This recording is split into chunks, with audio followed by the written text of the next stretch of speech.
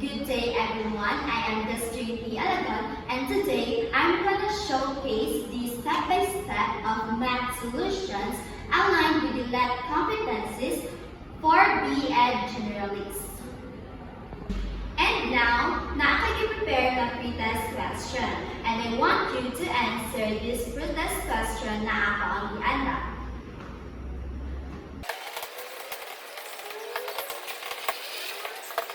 So karon atong ansiron ang question number 1. What is the perimeter of square in this illustration?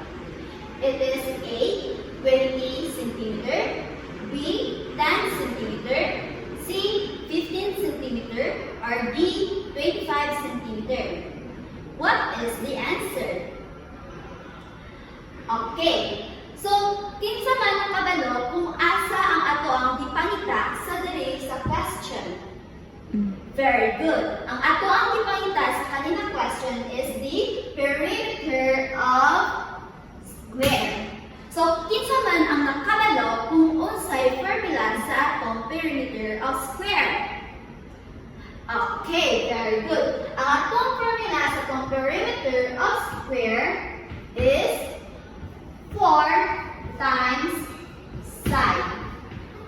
So, asa ang side diri sa atong illustration? Very good.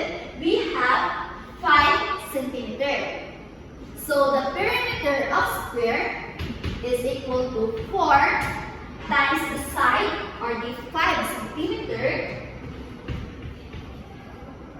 is equal to 4 times 5 is equal to very good. The perimeter of square is equal to 20 cm. Therefore, ang answer sa atong number 1 is letter A. We have 20 cm. How about in question number 2? What is the perimeter of rectangle in this illustration? A. 20 meter, B, 30 meter, C, 40 meter, or D, 50 meter. So, asa man diri ang ato ang gipangita? Very good. Ang ato ang gipangita is the perimeter of rectangle. So, kinsa man ang nakabalo sa atong formula sa perimeter of rectangle?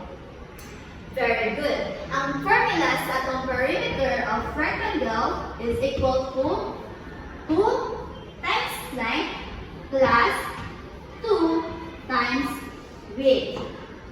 So, asa na diri ang length sa ato ang illustration? Very good. We have 10 meter. So, perimeter of rectangle is equal to 2 times 10 meter plus, how about, asa man diri ang ato ang width? Very good. We have the 5 meter. So, 2 times width or the 5 meter. 5 meter. To answer this, 2 times 10 is equal to 20 meter. Plus 2 times 5 is equal to 10 meter.